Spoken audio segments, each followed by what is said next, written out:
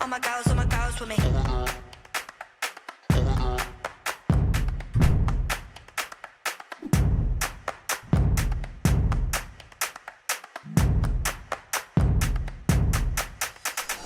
Out towards Chloe Rolly, wonderful step from the Scotland international, gliding away, running away, sprinting away, stunning score! Lewis on the wraparound. This might work out for Thompson. They're going to put a little bit more on it, and then they're over.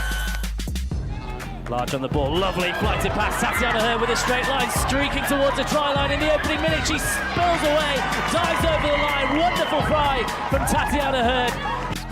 Meg Jones puts the afterburners on. Shot in Harris. 2-on-1 is Lydia Thompson. Oh no, you're not going to catch Lydia Thompson from there. Scott. Oh, it's intercepted by Emily Scarrett. They won't catch Emily Scarrett from there. The long legs just eating up the ground. Oh, Chloe Rowley's making her way back, but she won't catch her. Emily Scarrett has been on fire. Carson again, she's having an absolute stormer of a second half. The Canadian international still going, gets the offload out. Lottie Clark bursts away from the tackles, gives it off. Carson again, looks around the outside, Packer for the hat-trick. What a score from Saracens. What a comeback. Ride with me, all my girls with me. Ride with me. Turnover by Malloy. And McDonald sets off. Claudia McDonald. Mack is back and in fine style. Oh, it's a fine strike.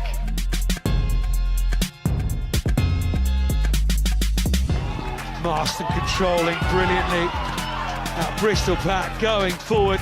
It's a penalty try. Oh, now there's a gap. Burgess. Ride with me, all my girls with me. Good afternoon and welcome to everybody at home to Twyford Avenue, the home of Wasps Ladies. Now, while the turnstiles aren't turning, we are delighted to have you join us on the stream for, well, let's face it, Claudia, it is the game of the weekend. Exeter Chiefs, high-flying, undefeated in 2021. Exeter Chiefs come and visit Wasps, who are also in pretty good form themselves, having taken the scalp of Saracens last week in a stunning 26-24 victory over the champions. We're going to be guiding you through the match today, and, well, our main guest is Claudia McDonald, Wasps scrum half, injured at the moment, Claudia. Unfortunately so. But you went down to Sandy Park, you beat Exeter earlier in the season and you scored a try, so you know just what it takes to beat these guys. Yeah, I mean, they're very competitive, aren't they? But as we said, it was a really good game last time we met, down at the Exeter home, so it'll be good here. Have them at Twyford Avenue, see what happens. They've obviously come off a string of wins. We've had a couple of wins, a couple of losses. But yeah, really excited to see what happens out there today. You were telling me before we came on air what a tough proposition they were. Like, almost surprised you a little bit, and I guess that's emblematic of how they've grown throughout the season. They're really beginning to find their feet. Yeah, 100%. I think we went down there a little bit naive, I think, to how physical they were going to be, how talented they were. It's easy to underestimate a team you don't know a lot about, and they're obviously new to the season. We played them quite early on. But yeah, since then they've only grown. So it's going to be a different game, I think, today. Okay, well, let's talk about Wasps. Massive victory last week. There's no denying it. You came so close against Quins the week before, managed to raise yourself again and get that win. What's that done to the mood in Wasps as a club? Yeah, it's brilliant. I think we were sort of knocking on the door for a really long time, and we felt like we walked away from a couple of games that we lost thinking we should have won them. So I think the win against Saracens last week was us finally actually making that step of winning a really competitive, hard game against a top of the table league. Top of the league team even. But yeah, so that was really important. I think now we've kind of proven that we can do it. We know what it takes to do it, and we know how it feels to win a game like that. So hopefully we can bring that into this next game, and yeah, looking forward to it.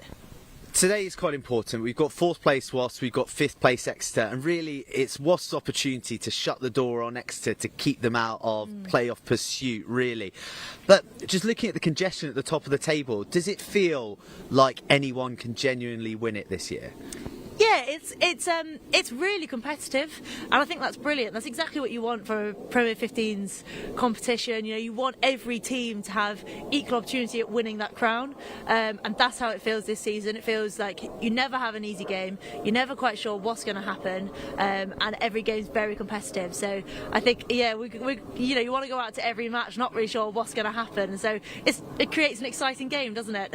Yeah, it certainly does. Well, look, talking about this game in isolation today, what is it that Wasps have got to get absolutely right to beat Exeter Chiefs today? I think it's going to be about playing a bit of territory. You know, we've seen how physical Exeter can be. They're very strong, very competitive. So we're going to want to play in the right areas of the pitch. It's going to be about being disciplined. We're going to want to keep that penalty count down, because they're going to be dangerous. If we give them a line out in the 22, we're going to expect results from that. And just staying on our toes. They've got some really exciting players, so it's going to be about, you know, staying honest and keeping on Meets back and then getting up in their face and see what we can do out there. Any key matchups that particularly jump out, or battlegrounds within the game that you think are going to be interesting? Oh, lots, I think.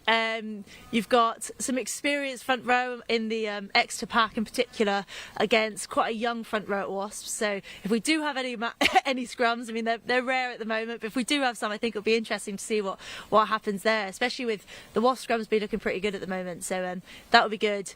You've got basically an international back row for Exeter. So the likes of Zachary and Johnson against young players such as Sardia in the Wasp back row, so that would be good to see as well. And then across that, you know, I'm just excited to see Taylor Black, the Canadian 10, versus Meg Jones, the English 10, just seeing their different styles of play and what they can bring to the team. A lot of excitement out there on the field today. Now, we got an amazing game on the table for us today, but there are bigger issues going on in society, and they're ones that we're trying to tackle in the game as well. We got a message from one of the Wasps players, Celia Quanta. As I did athletics from such a young age, I think it's a lot easier as well in that sport. It's more accessible with role models. So I had Kelly Holmes and Jessica Ennis to look up to, and they were people that I really aspired to be like, and I felt like they were accessible.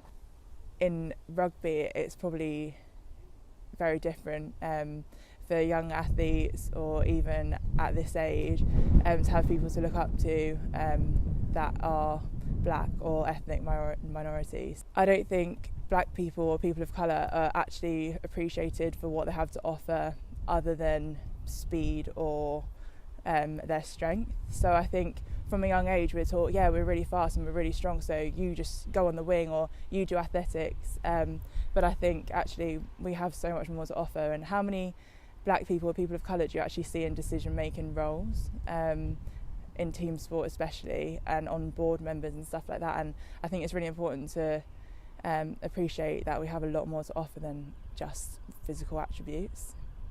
So I think the media has a massive role to play in all the race issues. I think it's quite scary to see that the media only have something to say about these issues when something really bad happens, and people don't recognise that it's happening daily, constantly, and that it is an issue, and it's not necessarily someone having to be killed for it to be an issue. Like, it is literally happening day to day, microaggressions, just ignorance from people not even realising what they're saying is racist or is offensive. Seeing the comments and things below posts on social media especially just highlights again how much of an issue it really is. So I think to increase participation, I think we need to be able to see black people, ethnic minorities playing sport, but not only playing, but coaching, being board members. There's not enough black people or people of colour in those positions. If there are those people at the top, then it will get filtered down, and those are people that have been in the same position as us. I think sport can be an amazing tool for bringing people together, no matter where you're from or what your background is. I think once you pull that jersey on, no one cares about your background, and I think that's something that society could learn a lot from. Absolutely no room for racism in rugby. Thank you very much. Now, look, we've spoken about the game, but I want to talk about one of the hot issues in the news at the moment, and that is the sad postponement of the World Cup, which was due to be later this year. How do you feel about it? Yeah, it's disappointing, isn't it? I think with that sort of big event, you've got to give yourself time to grieve, to be upset, to be gutted, you know, that we've prepared all this time, the physical, the mental preparation's gone into it. We've now got to delay that for an entire year, but at the same time it presents an exciting opportunity. You know, we don't have to go out there, hopefully, and quarantine for 2 weeks. We won't have to you know, shield before we go, those sorts of things. So hopefully we've now got another year, we can prepare even better and go out there as the team to win.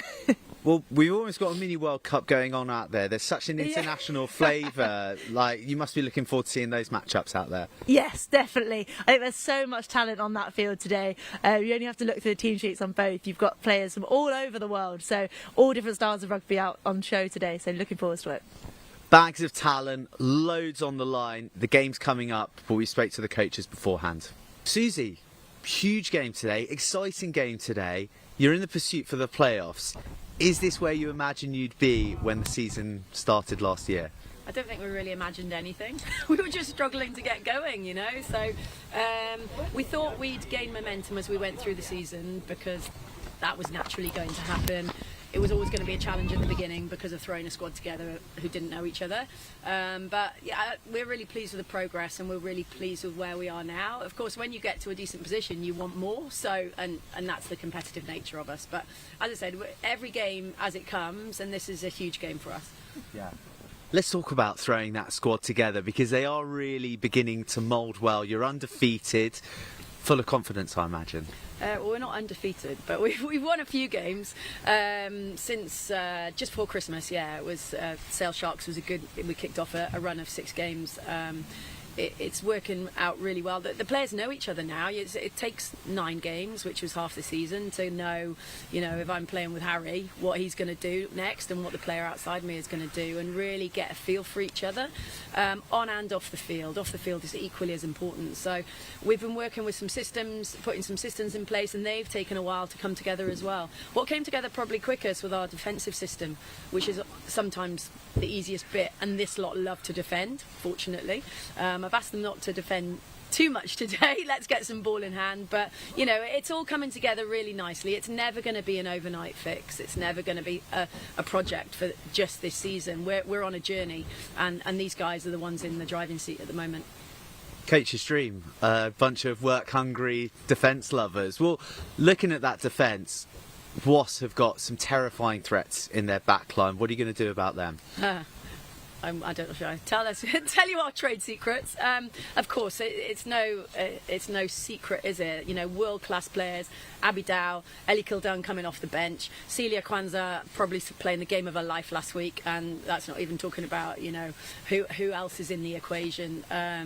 They are phenomenal in the back three, but at the front is equally as frightening, you know, a really, really powerful physical pack, which Wasps have always been, and then Meg Jones steering the ship. So it doesn't get much better, does it? And you know, the centre field are solid as well. Listen, you could talk about them all day because they are a great side. They always have been. I think they're in the best form of the 4 years from when I've been watching them. Yes, they've had some sevens players come in who are really performing very well. How are we going to stop them? Well, we're going to try and play as we have been playing and focus on us, you know, and not give them too much cheap ball, because if we do, we'll get crucified. So it's not rocket science, is it? You know, play smart, look after the ball, defend when you have to, and we'll see what happens. Last question on your team, because in the week you spoke about potentially putting Kate Zachary into the centre. You said you had 9 good forwards, but there weren't 9 forwards jerseys, and you wanted to get them all in, but that hasn't come about. So talk to me about the selection today. Okay, so we had to make a late call on Linda, our captain, who came back from Holland and had picked up an AC injury. She's not quite right, so we don't want to push her out there. Yes, Kate was going to play at 13 because she's super quick, she's a great player, and she can play anywhere. So actually that was going to be a good solution for us, but Kate's gone back in. So, you know, Flo Robinson's been training with England, and she's going to go into the 13 shirt today. And that's the beauty about this squad and developing and evolving, because you can just play with it and see what happens. Alongside that, obviously we've got some continuity, a lot of very good continuity going on. You know, our pack has been quite consistent now for the last few games. Patricia and Bimba coming back into the equation, our Spanish players, is a massive bonus for us. Hence, we were able to rejig things. So yeah, we'll see what magic happens out there today. We're very excited to see that magic. Thank you, Susie. Thank you. Giselle, you have just said to me off camera that today's game is a 10-pointer. It really is, isn't it?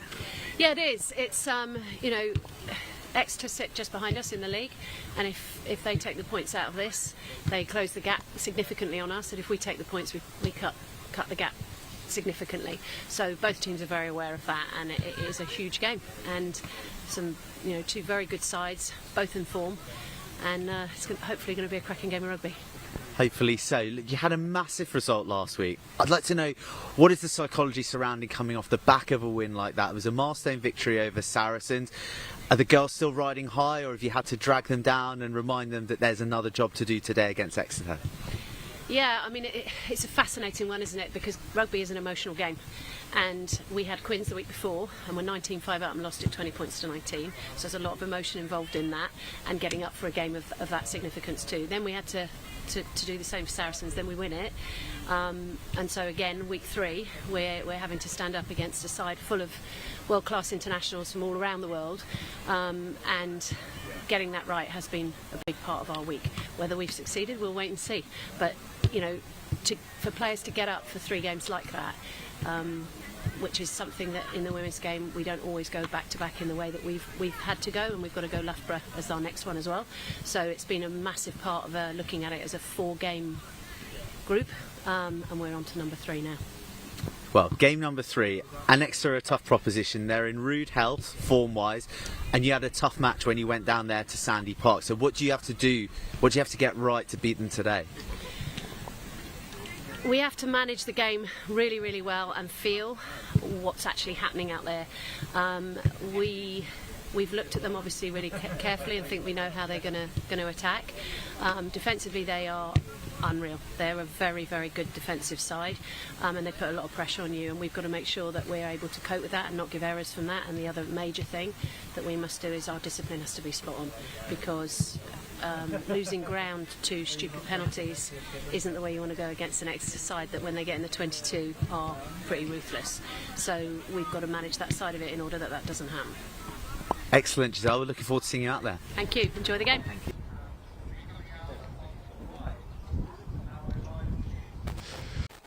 Couple of coaches who I'm sure you'll agree have a glint in their eye with a great understanding of the enormity of this afternoon's fixture. Claudia, you've joined me up in our windswept commentary position. The teams are in the shed. The tension is building. It's exciting for both these sides. Yeah, really exciting. They've come out, both sides just come out of a win last week. You know, they've had really competitive matches against top of the table Saracens and Harlequins. It'll be a big game today. It's going to be exciting.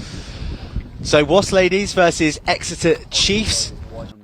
Kickoff coming shortly. Let's have a look at the teams.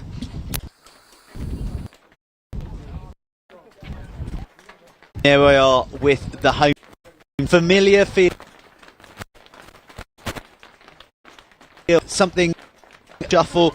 Liz Crake moving from 8 into the front row. Hannah West and Maud Muir switched them up.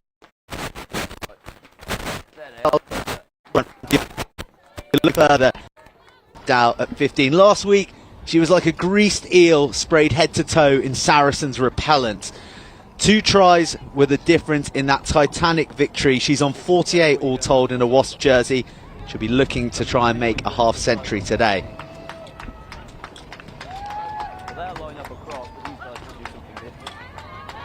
Their opposition, Chiefs, decked out in their away change strip of white.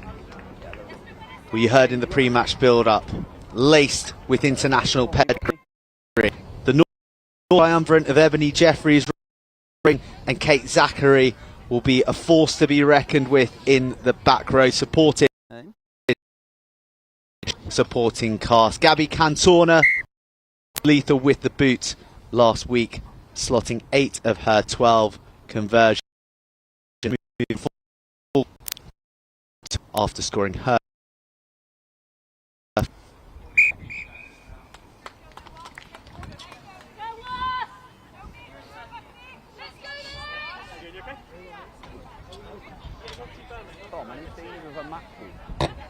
Quick look at the replacements.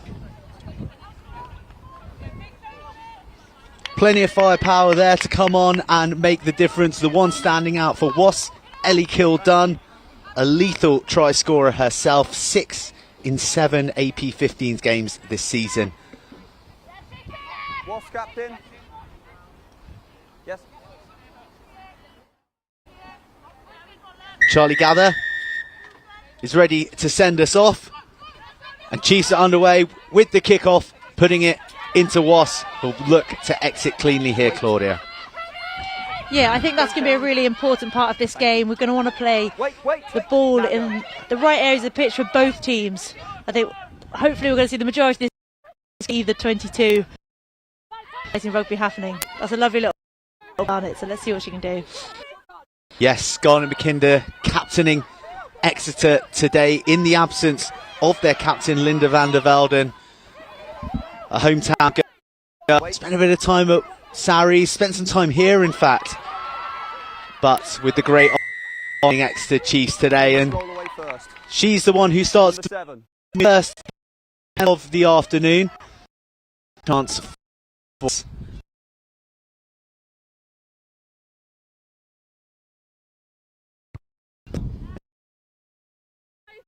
Thank you. From. Yeah. Front lifter, that's for you. Can't maul it from this distance, so what they choose to do up. I think that's in the midfield. We're going to see it hard there.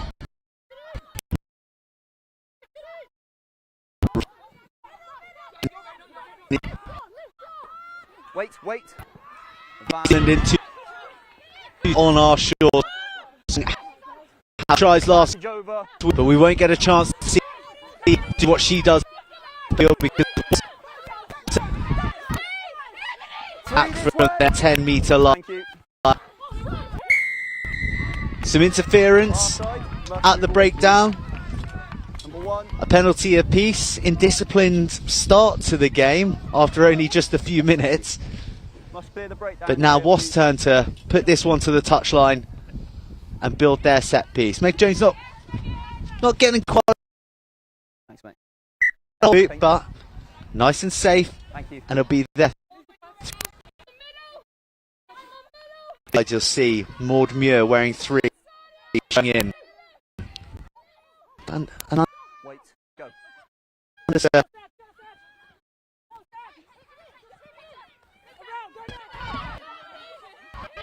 Nice.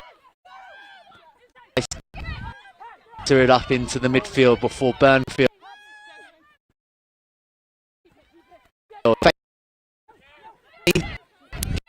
And Wasps have breached the halfway line. Order distributing. Kwanzaa. There's no one ahead of her, and she's going to streak for the opening score. Kwanzaa in red hot form, and she's open scoring here at Twyford Avenue. That's a lovely finish. The sort of power you expect from her. You can't get that much expect her to score. Her eyes lit up once she'd wriggled free from that first challenge. It was just a foot race. So even if you could have got to her, you mentioned that power, that might. So difficult to drag down when she's in full flight. Yeah, 100%. She's an absolute unit on the wing. So strong, so powerful, so quick. And yeah, that's just, you expect that kind of result from her with that space. So let's see now if Meg can slot the extra 2 points. A big 2 points as well, Claudia. Sat on 98 points. Meg Jones. And only her first season in the Premier 15s.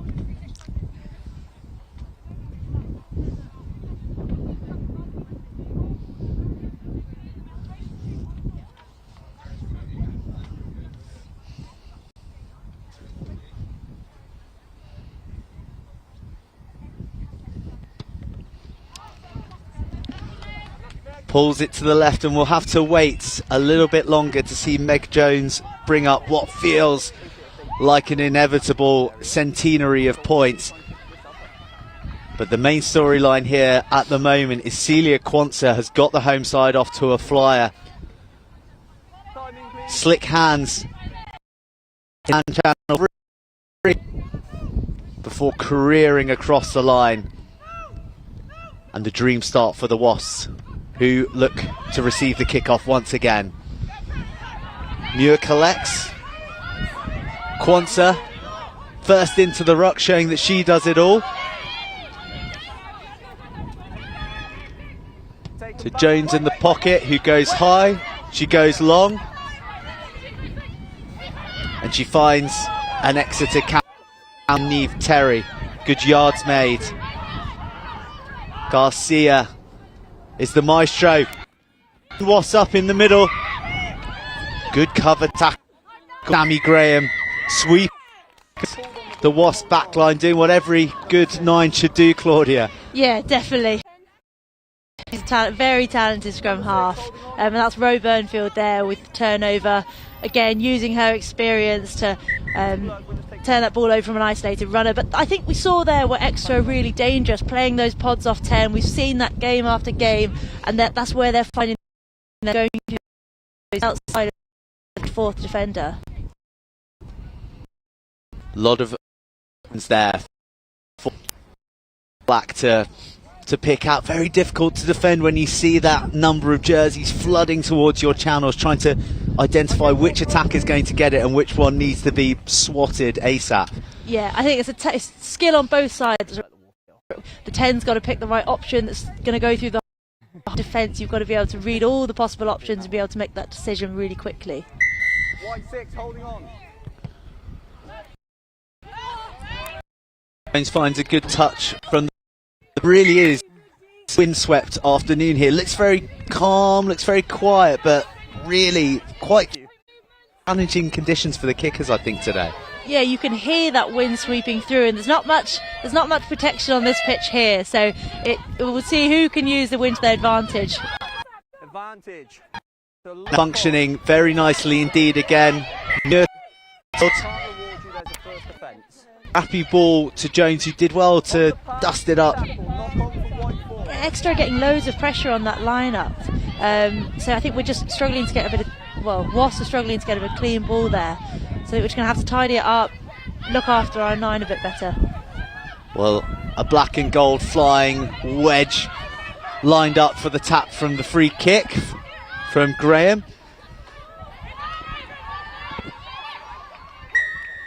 Great defence from Exeter, forces the penalty.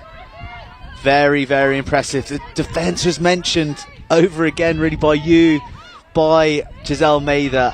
It's something that's Exeter, it's a feather in their cap. Yeah, that's a brilliant turnover there. And you can see that the sort of couple of breakdowns before that, they'd actually been leaving the breakdown alone. They'd put in some nice double tackles and then not going to turn over the ball. And then when that opportunity presented it, they did take it. So that's a little bit of talent there, a bit of decision making there, really, really good from the Exeter side.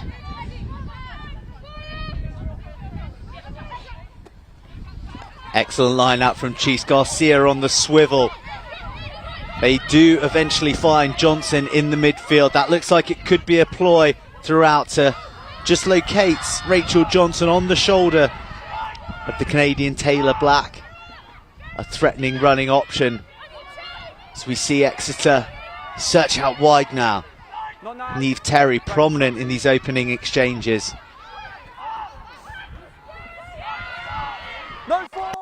MOC physical in those breakdowns, but it's pressure from Hannah West that yields a penalty. Garcia goes quickly. Maybe Graham not back 10.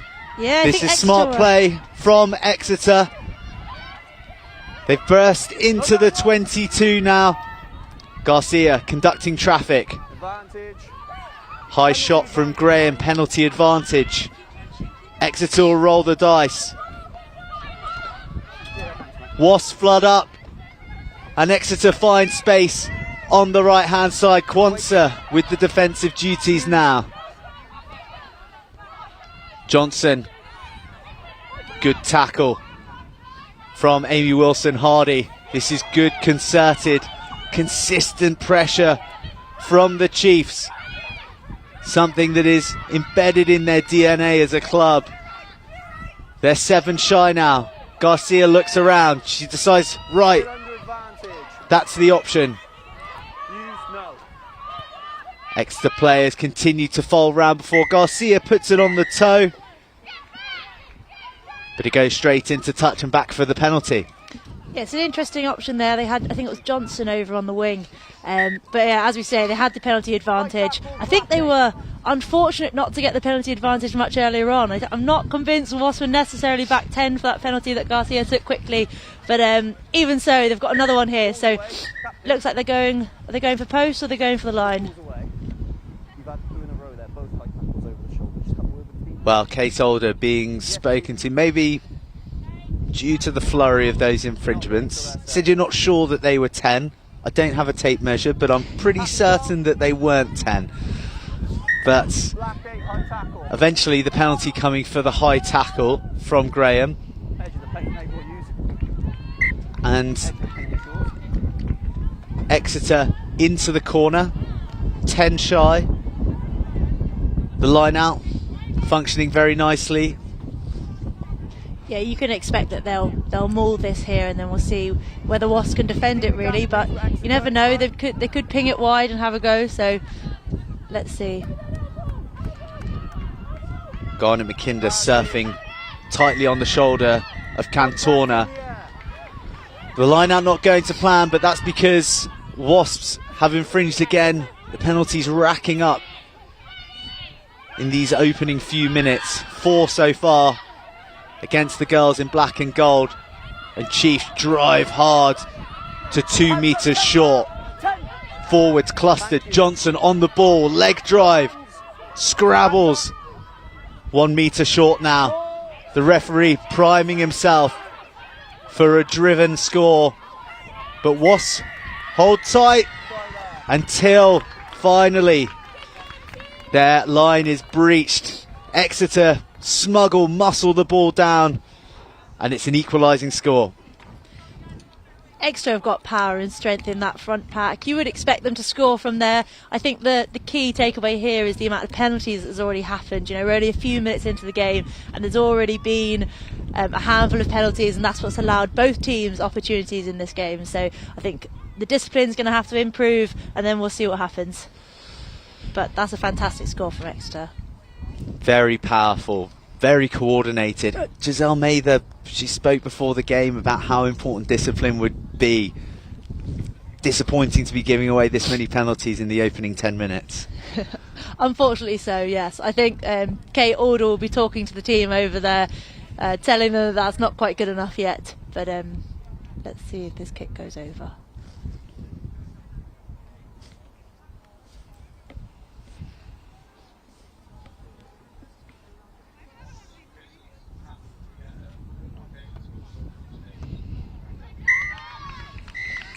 Cantona strikes it true, her first conversion of the day, and it gives Exeter Chiefs the lead, 5-7 over Wasps.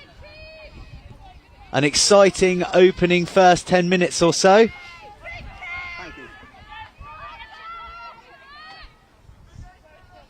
And Wasps will want to compose themselves after that flurry of penalties. Jones sends it long, finds Kate Zachary, the number 8, who at one stage was due to play in the centre today. Such is her speed, such is her skill set.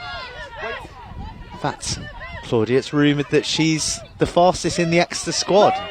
I know, not bad for a number 8, is it? But yeah, very speedy. Well, to show she's more than capable of doing the nitty-gritty, her carry being the catalyst for Garcia to have the platform to box clear into the backfield, where she finds Dow, who looks for Jones, who fends, and she's gone. We saw this flight of foot last week. She has Dow in support, but she doesn't use her. Now she finds her. This is magic play from the Wasps, and it's a try in the corner. Intricate passing from all the Wasps, and it's Amy Wilson-Hardy who gets on the end of it. That was a brilliant flood through of support there. We thought perhaps Meg Jones would go herself and score, but no, saw Abby Dow, and Abby Dow passed off, I think it was to Karis Williams, then Karis Williams again to Amy Wilson-Hardy, so a lovely bit of handling there to finish off the try. I mean, it really was beautiful, and shades of that try from last week against Saracens from Meg Jones in the way that she stood her defender up with the footwork, then faded through the gap, but this time there was Exeter defenders to beat, and the way that the Wasp backs reacted and interplayed with her was really quite something.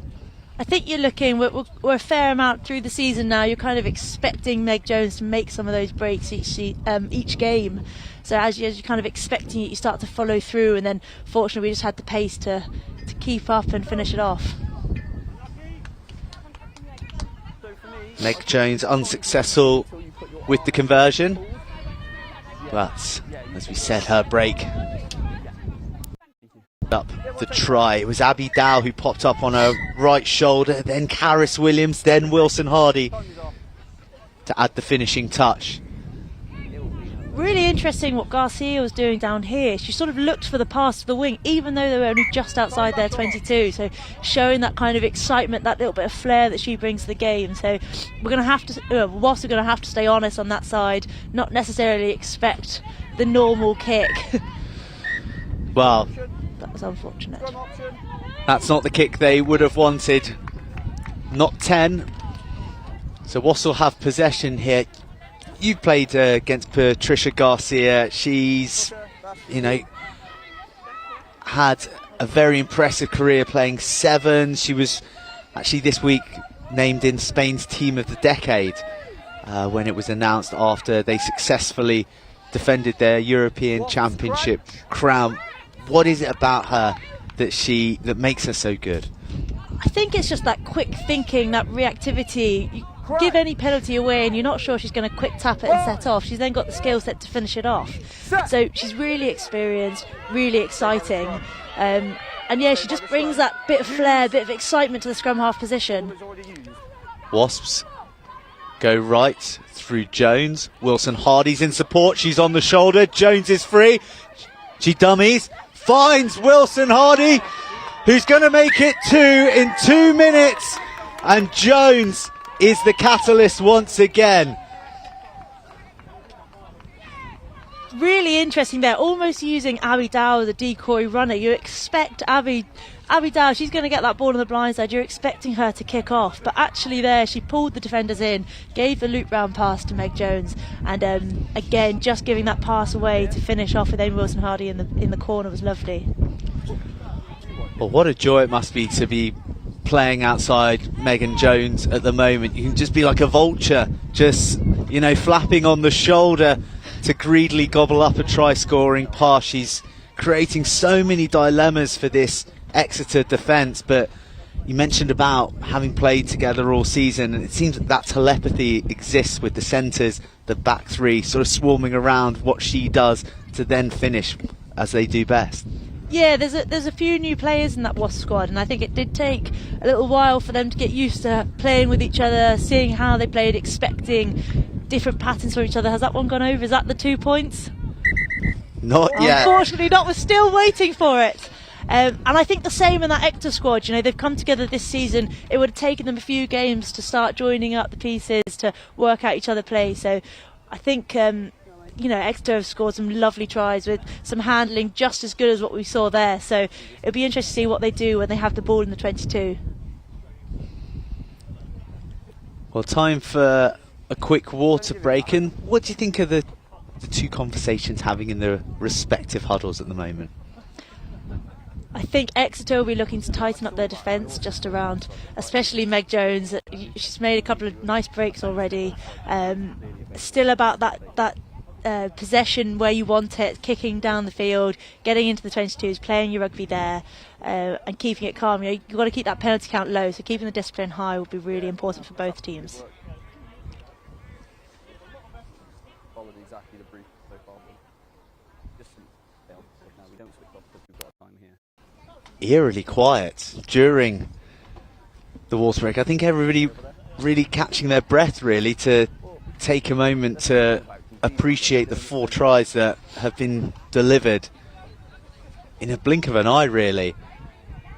Celia Quanta opening the scoring for the afternoon down Wasps' left flank. It was smart hands that released her. Exeter Chiefs with a forward-driven reply, and then 2 moments of magic from Meg Jones for Amy Wilson-Hardy to bag herself a brace. Her last try was actually back in December, so she'll be delighted to have opened her account for 2021. 2 recently named GB7 stars combining there. But we're back underway, and Maud Muir carries into contact with the ever attentive Exeter Chiefs defence swarming over the Wasps. But not rolling away. Jones will go quickly. She is in the mood.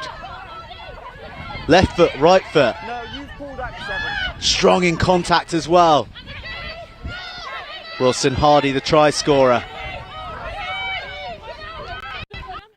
Nadia Cabella, the young Tyro, would not have got ahead of her against these North American internationals.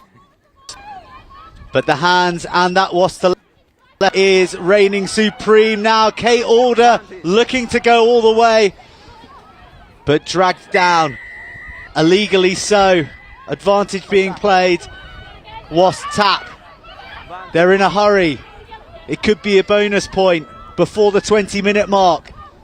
This time through their forwards. Muscularly handled by the Exeter defence. Rowena Burnfield in the centre channels, double hit. Stops her in her tracks. Jones over the top. She's found Quanta. This is going to be the 4th.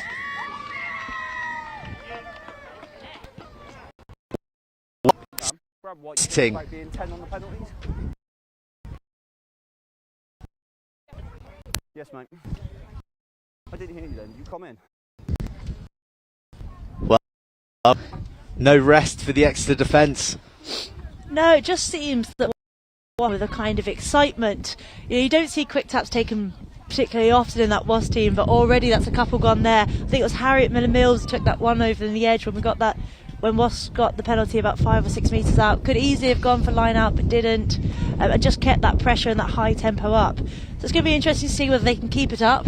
But as you say, only 20 minutes in, still the whole rest of the game. So if they can keep this tempo up, well, Wasps are looking very dangerous. But Exeter just needs to tighten up their defence a little bit and try and cut down those opportunities.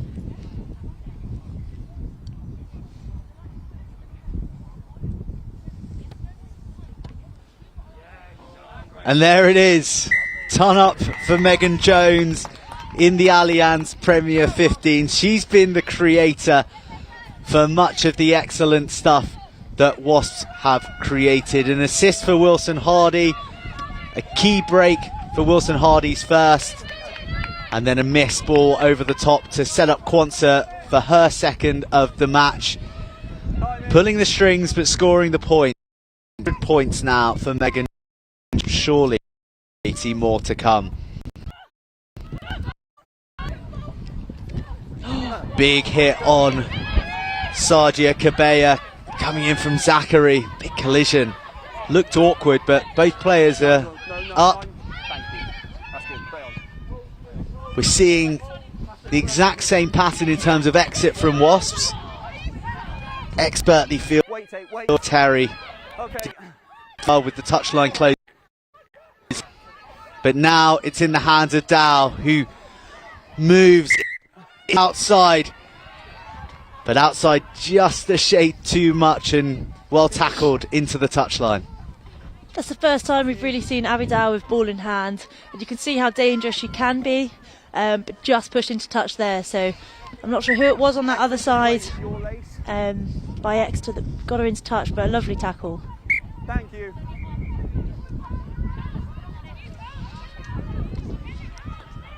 Advantage white, knock on. The line out malfunctioning for Exeter, but a knock on from Wasps means advantage being played. It's Garcia with the tidy up. And they seek Solstice in their ever dependable forward pack, just to drive them a little further up the field.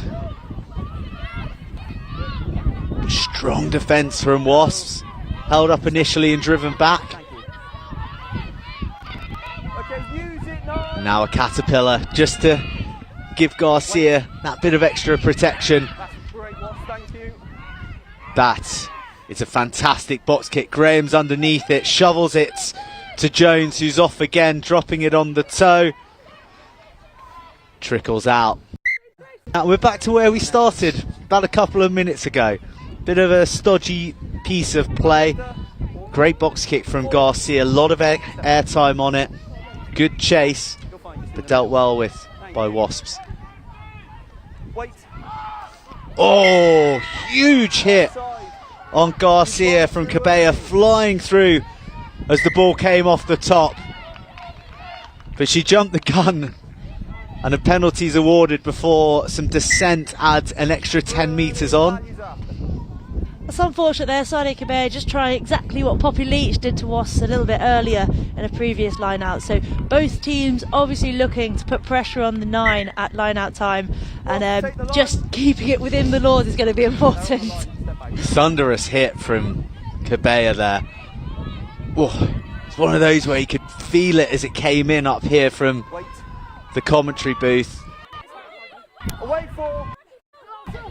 Burnfield does her best to be a pest in the Exeter Mall. They keep possession and they carry through Olivia de Merchant. Strong carry, leg pumping. Better from Exeter. Concerted possession they've maybe been missing recently. Terry seeks out Deutsch, the double try scorer from last week.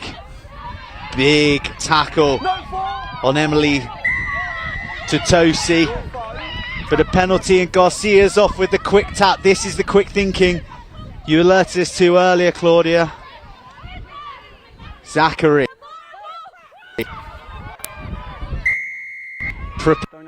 the hole, but Exeter going off their feet by the looks of things, and that'll be such a frustrating penalty for them when they had the momentum and were really building some passages very nicely.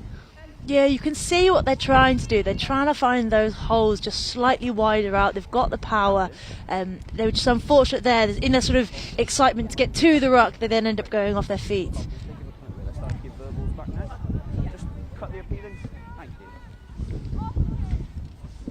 We've got Liz Crake down there at the moment. I don't know whether she took a bit of a knock in the contact area there. Hopefully she'll get back up and be all right. Just getting a little bit of attention at the moment. Be interesting to see what Exeter start talking about here. Because obviously they've had a few opportunities here, spoiled it a little bit with a few penalties which they just didn't need to give away. Because I think with ball in hand they're looking dangerous. You guys happy with her? Really are looking dangerous, carrying supremely through their forwards at the moment. Kate Zachary, well, she is wearing 8, but she has been popping up in the centre, which was the initial bold plan from Susie Appleby. She's certainly got the pace and the skill set to be operating in those channels, and that time just finding the seam between the two defenders and bursting through. It was her supporting cast who gave away the penalty. Jones has missed her touch and given possession straight back to Exeter. Big hits coming in. Garcia steps, bounces around the fringes. Runners who do well to take them up to just on the outskirts of the 22.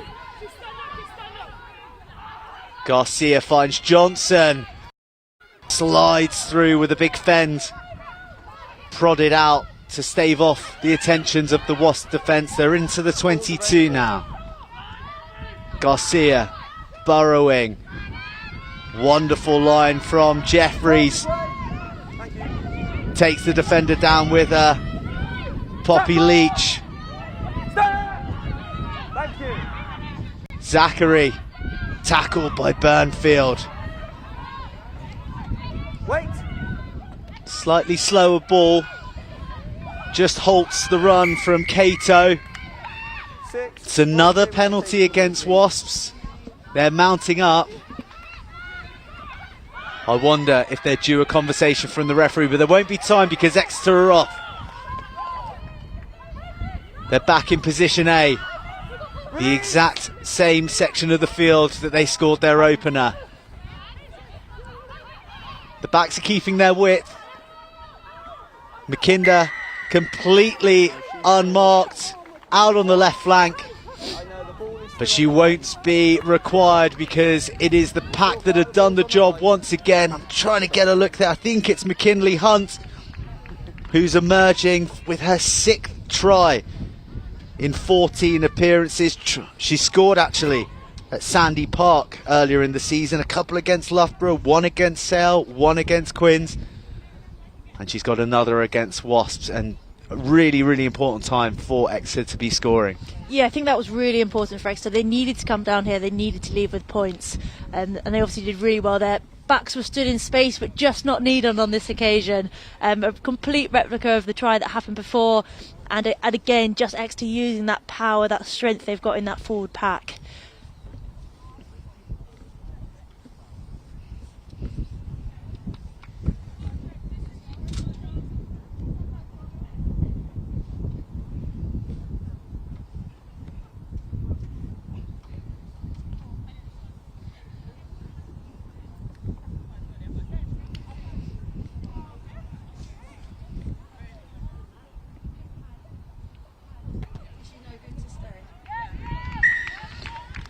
Cantorna, accurate and successful from the tee, her 2nd conversion of the afternoon. And the score, despite their 4 tries, was leading 22 points to 14 over the Exeter Chiefs. 10 minutes remaining of the half. Cantorna's kicks keeping them in the hunt against this Wasps side who are scoring freely in terms of tries, and Zachary slips her defender. Sarah Mitchelson just falling off, but Zachary eventually dragged down. Garcia moves to use the short side. Wonderful strength from the Chiefs. To Tosi that was. Tackle! Ball's available. And Garcia to Black, who's conducting things at first receiver. There's some more width on it this time. Terry into the line. Wasps have turned it over. Graham goes to the ever dependable Burnfield. Always keen to carry, always keen to do the hard, gnarly work. But Wasps are under pressure. Jones shakes off Terry. Tackle! It's frenetic at the moment. And a penalty from Exeter when they had Wasps under a fair bit of pressure there. It'd be infuriating for them. Yeah, just really unfortunate there. I think they're just giving away those penalties when they really don't need to, and it's so easy to stand up here and talk about it, and obviously it's so much more difficult when you're on the pitch and you're so close to getting that turnover, or you just end up trapped in that ruck or whatever it is. So yeah, I think they're just going to have to neaten it up a little bit, increase that discipline, and then keep possession of the ball. That is often the way, isn't it, when you get a team on the run and you can smell blood, that your over-exuberance can sometimes lead to a penalty and it works against you. Yeah, definitely. I think also both teams have had some really difficult matches, you know, in the last couple of weeks. Both have played top of the table, really tiring games. So there's also that kind of like mental, physical pressure of being at the end of really matches. So it's just about keeping that decision making really neat, really on point. Well, the physical toll is plain for all to see. That's Maud Muir there, getting in a few extra squats halfway through a game. It was Amy Wilson-Hardy who was down previously, but she's up and looking all right. Some magic tape for Maud Muir. Yeah, She's been in the tries herself. Yeah, she's a really exciting young player. You know, coming in the front row, she can play across all three positions really, which is really good. And she's only, I think, 21 or 20. She must be 20. University herself. So coming up through the ranks, she's been in camp recently, which is really exciting for her. She's one of those girls who plays her face as well. She enjoys the rugby, and well, why wouldn't she? 5 tries in 12 periods today, and playing in a free-flowing Wasps side who are in.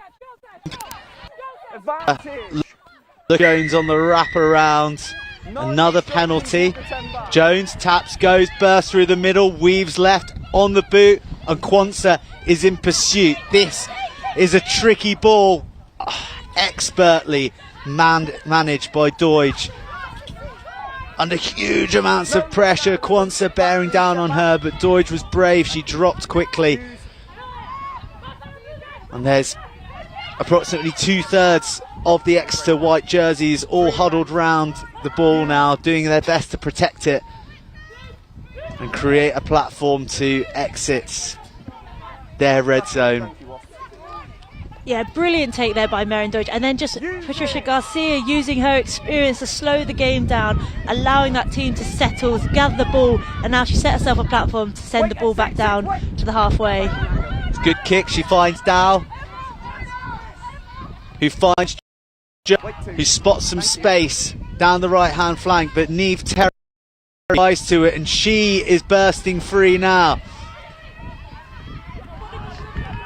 A good tackle, fiercely contested breakdown, but it's Exeter who emerge with it. Garcia to Black, big strong tackle on Olivia de Merchant there. Exeter come away with it. This time, Ebony Jerry's showing her athleticism. Big and strong, but rangy. She's scampering out in the wider channels. Exeter to by me.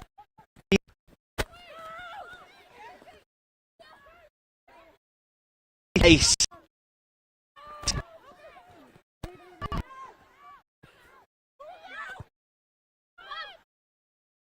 Goes to the boot. Wait. And now, who finds space in the back left field. Whoa. Were it not for a bounce to the left, that could have been try time. Quansah and Dow sniffing an opportunity. Yeah, Abby Dow with just that extra addition to her skill set, isn't it? She's got a powerful boost on her. I just saw that opportunity, almost charged down, very, very close, but a lovely kick, keeping it infield and just bounced out. So I think she'll be very happy with that outcome. Exeter go to the front with Poppy Leach. Looks a bit clunky, almost like there was a minor miscommunication, but doesn't matter, they've come away with it. Yeah, it looks like Zachary wanted that at the back there, but something wasn't quite working. I'm really enjoying how Exeter all seem to be on the same team sheet here. They kind of know when they're going to box kick. It doesn't seem to take long. They all go straight to that breakdown and set it up. Very organised. Jones looks inside, the pass doesn't find her support player. Sammy Graham's there to mop up the mess, as she has been quite a few times in this game, be that sweeping tackles. Some foul play here, the linesman has his flag out. Can you just go back for me, please? So Hannah West taking a knee there. Not quite sure what happened. Guys, can you just go back to the 10-metre line, please? On the replay, the touch judge, James Pidding, Guys, just go to the pen for me. coming onto the field to speak to Charlie Gather. So, I'm on. Be able to hear their conversation now.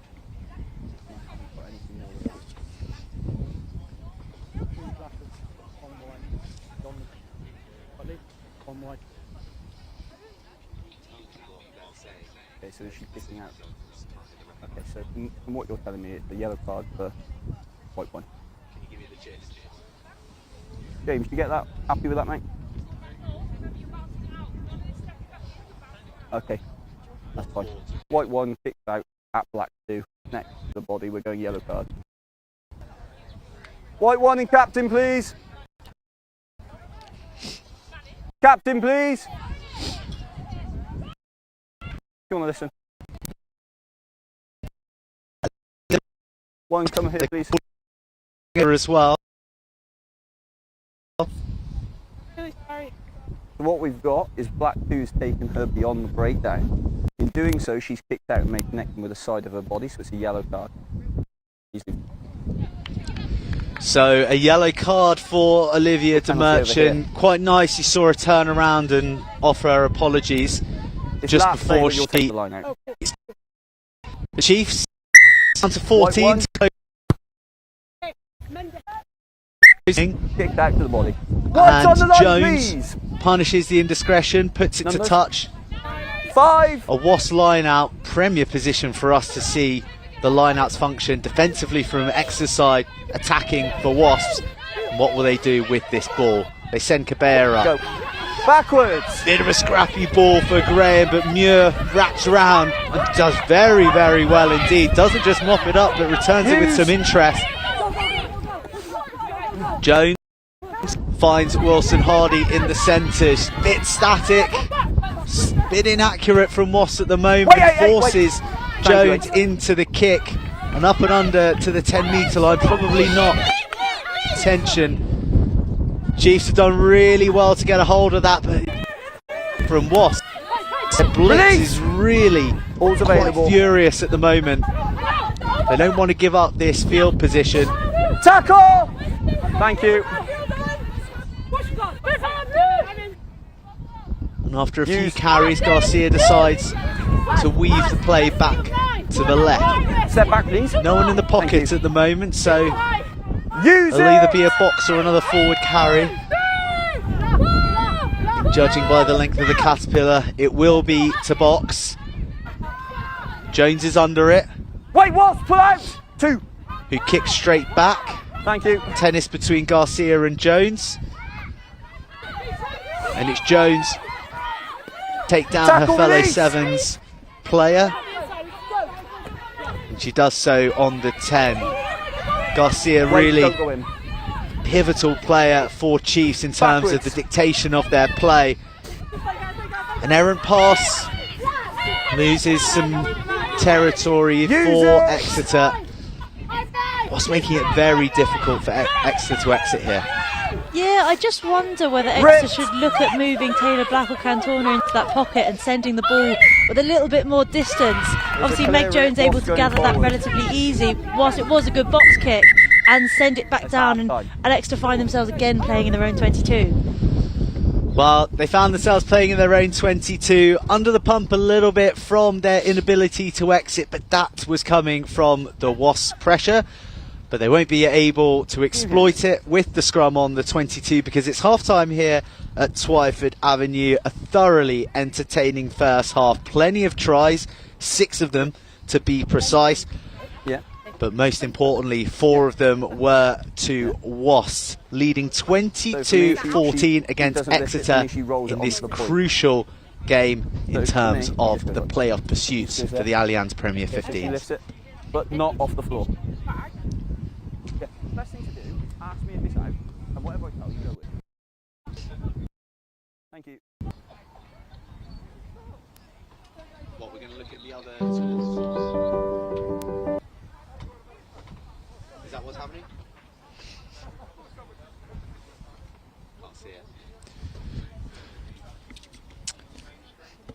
So 22-14 here at Twyford Avenue, but it's a full ticket this weekend, Claudia, and certainly everything to play for across the league.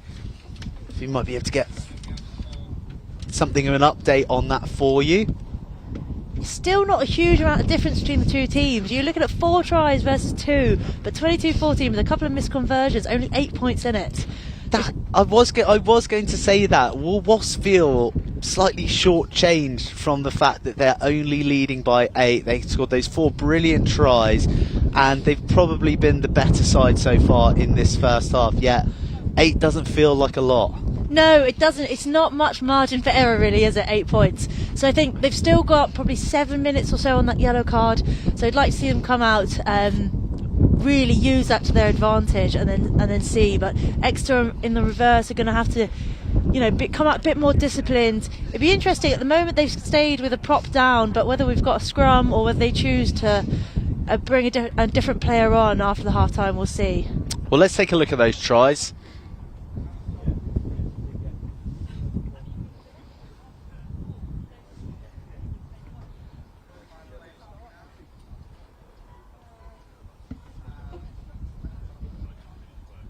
Taking our producers some time to pick which one exactly. There were so many good ones out there, and I guess what better place to start than Celia Quansah, who got it all underway. Yeah, a lovely first try of the game. Really good use of power, pace, everything out on the wing.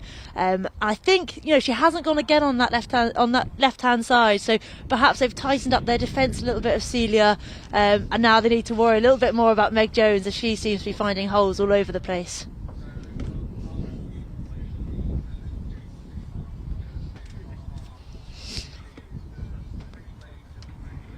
Well, it was Quansah who got us underway, and as you said, Meg Jones really pulling the strings from 10. Amy Wilson-Hardy picked up a brace, and Quansah got her second, but Chiefs have been pretty ruthless themselves when they've got into the red zone. It's come through the power of their forwards, and McKinley Hunt getting their second. That's why the deficit is a mere 8 points here at Twyford Avenue.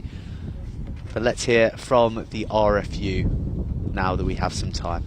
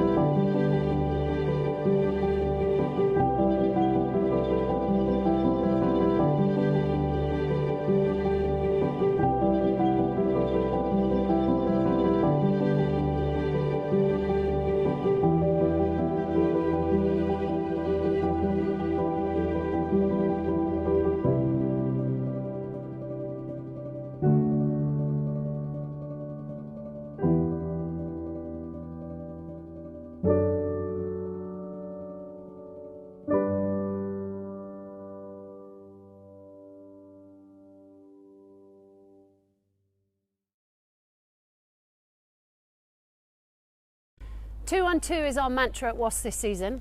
212 degrees Fahrenheit is the point at which water boils. At 211, it's just very hot. 212 means that extra degree that makes all the difference. So when we're playing, that player that puts in that extra half yard to get a charge down, the player that in her recovery on a Sunday morning when it's pouring with rain and they don't want to get out and do their stretching and do whatever they've got to do, gets up and does it. It's the time when someone asks a teammate, they want tackle practice and that teammate might not be in the mood for it. But when we're out in the last 5-6 minutes of a game when you're absolutely exhausted, it's finding that extra degree of effort, that extra degree of intensity. It's demanding it of your teammates and it's demanding of each other. And that extra degree in reality turns hot water into steam and steam powers a locomotive. And it is that extra degree of effort that is making all the difference at Wasps this season.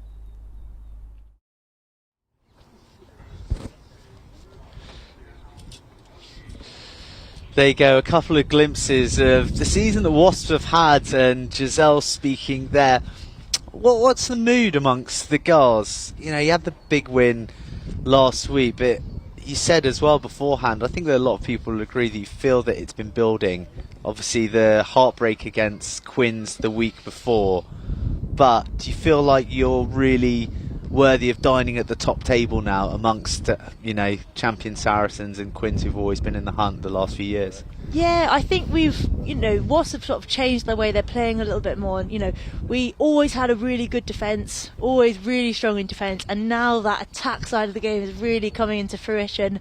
We've got some exciting players all over the pitch, so it's really nice to see that interplay happening, the sort of the loop arounds, the switch plays, the little pop passes that are happening. The sort of miscommunication is happening so rarely now and infrequently that it's really good to see that synergy appearing on the pitch. You know, it's coming together. So yeah, I think it's been a long time coming. Yeah. I think it's been a couple of seasons in progress and in working, and it's nice to see the results finally start to come. I mean, we've only beaten one of them yet, but still. Well, you're right in the heart of it as well at scrum half, so you know you're the conduit between those backs and those forwards. So are you seeing a little bit more cohesion between both groups of players as well yourself? Yes, definitely. I think there's always a bit of competition for ball, isn't it? When you've got a 10 and a back line that want the ball all the time, and the forwards also want the ball all the time, because you've got strength and power up there and players that can take that gain line like Maud Muir and Hannah West. So yeah, there's always a bit of competition, but there's also a lot of trust between players. So you know, you trust that the players are going to give the performance that you want them to give, and if they want the ball, it's because they're seeing a gap in front of them. So yeah, it's definitely coming together, and it's exciting to be in and amongst all of it. Hopefully when I'm back on the pitch. Yeah, hopefully so. You mentioned about the competition between backs and forwards. That is a never-ending story, a never-ending argument that I don't think will ever precisely be solved. But Meg Jones, who's been fabulous today, player of the match last week, she's very bossy, isn't she? I mean, she lets you know when she wants the ball, but it seems that she has had a monumental impact on being able to unleash that back line for you. Yeah, I think she obviously came into the 15s game with all that sort of sevens flair. She's naturally got that ability to take off, to change direction, change speed. So she wants to take people on, and now she's grown into the 15s game. She now, her understanding of distributing it, the ability to bring players into the game and have them impact the game as well, has really grown and really flourished. So it's really exciting to see her, choosing to take her opportunities when they do present herself, but also being able to put other players away. So she's bringing that sort of sevens flair and talent into the 15s game, which is really exciting to see, especially when you've got such talented players like Kate Alder, Amy Wilson-Hardy, Abby Dow, Ellie Kildunne, all those players outside as well that you want to bring into the game. Kate Alder, I mean, she's the captain. She's playing her 90th Wasps game today. She really feels like the glue that binds it all in the midfield. 100%, definitely. She's the first one to tell you if you're doing something wrong. She's the first one to tell you if you're doing something wonderfully well. She's huge. She's so loud, so composed on the pitch. Doesn't seem to matter what the score is, nothing phases her. And really, really competitive. But yeah, really well-liked player, really calm, really just a fabulous leader, really. So it'll be exciting. It'll be interesting to know what she was saying in that team room, what the key messages were coming back out. What do you think the key for Exeter, who are lining up on the right-hand side now? I think it's going to be discipline, just making sure they don't give away those penalties, because as we've said, when they've got ball in hand, they are finding gaps, they are looking exciting, and they're finding themselves in the right areas of the pitch.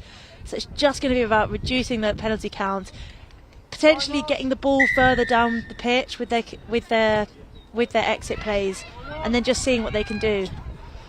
Meg Jones gets us underway, and she finds the enormous, the rampaging Kate Zachary, who arcs round, fends, and then bursts through. Meg Jones going to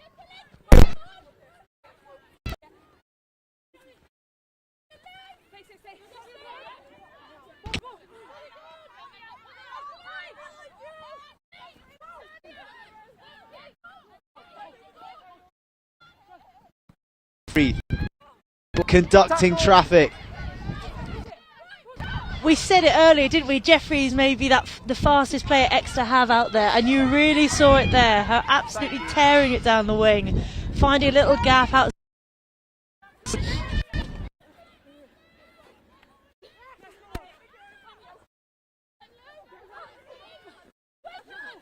Release Wasps!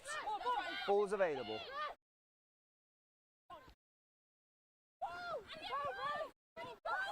No, not now!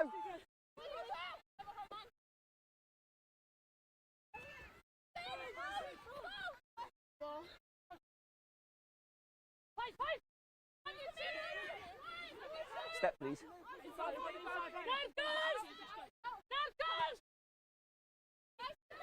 Advantage 2 over the shoulder. Back! You've got to let me blow the whistle first. 2 over the shoulder.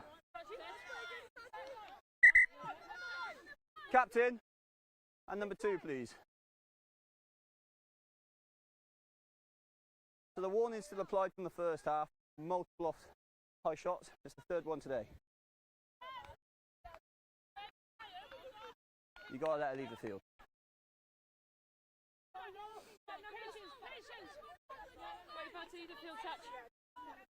Wait for the whistle. Wait for the whistle and work to tap. 2 high tackle. Thank you, 7. Anna West, they've lost that power, as you say, up front. So we've seen the strength of the Exeter pack already, so let's just see if they can turn it into some points here. Well, the pack have afforded some room out wide on the wing, dodging and weaving. Yeah, we talk about their power, but there's such a good Kato out on the wing there, giving a lovely pass out wide. She's been brilliant already today. The number of latches she's done, the number of breakdowns she's looked after. Really young, really exciting player. Yeah, well, she's latching again. And Garnet McKinder holding that width. If they can get it to her, Hands up here. she's just going to sail across the line. Show and go from Taylor Black. She's scrambling for the line and she's reached it as well. The first try of this second half. Exeter are on the comeback trail. Just 3 points they trail with an eminently gettable conversion to come. We've got a 1-point game in our midst, and just the start the Devonians would have wanted. Yeah, I don't think even Taylor Black was expecting that gap to open up in front of her. She looked like every part of her looked like she was going to make that pass. I think she just saw Meg Jones and Abby Dow fly up outside of her and thought maybe that wasn't the option that was on. And there it was, a little gap in front of her. She had the power, she had the strength to fight through a little bit of contact. And yeah, a lovely opening try for Exeter. Well, I've been teeing up Garnet McKinder for a try out wide in space all game, and I thought, finally, my words are going to ring true. But as you said, Taylor Black just spotting that shard of light for her to dive through and just wriggle through those tackles. Great strength from the 10. And Cantorna now with a chance to make it 3 from 3 from the tee. Yeah, if Cantorna gets this, I think it puts Exeter within just 1 point of Wasps. And there it is. And there it is indeed. 1 point game, 22-21 Wasps lead. A It's a funny old scoreline because you felt that Wasps have been so dominant in that first half with their 4 tries, but with Cantorna's kicks, Exeter well within reach and changes the complexion of the game, and Wasps will look to respond. They go long to Zachary, who returned emphatically from the last kick-off. Slightly more modest carry back on this. Exeter find themselves on the front foot and have a spring in their step after that start. That run from Kate Zachary really was a shot on the arm for that Exeter team straight from the kickoff. Yeah, I think we said, just before half-time, we say Exeter were down a player, Wasps were going to need to come out here and really exploit them being 15v14. It's been the complete reverse. Exeter have come out flying, and they look like they're now playing with that energy, with that composure that we wanted to see in the first half. Well, forwards, backs working in sweet harmony. That time Leach dummying to the decoy runner before feeding it to Johnson in the centre. Terry joins the line. Garcia looks left, chooses right. Still waiting for that try from Garnett. Yes, exactly. Totosi this time with the carry. The forwards are popping up everywhere at the moment. That time it's Hunter Johnson out on the right flank.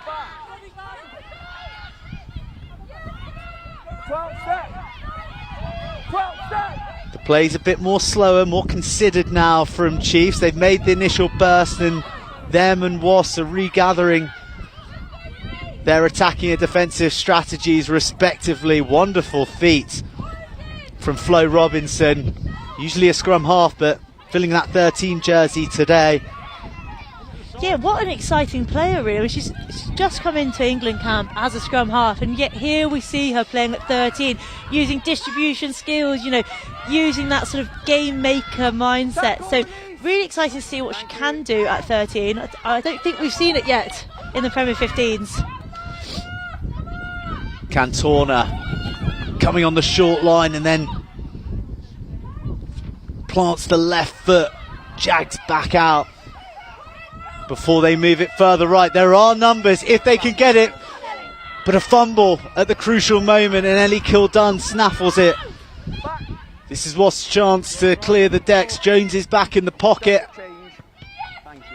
She slams the laces through the leather, but Niamh Terry, positionally excellent, has scrambled back to launch the next assault on the black and gold blanket.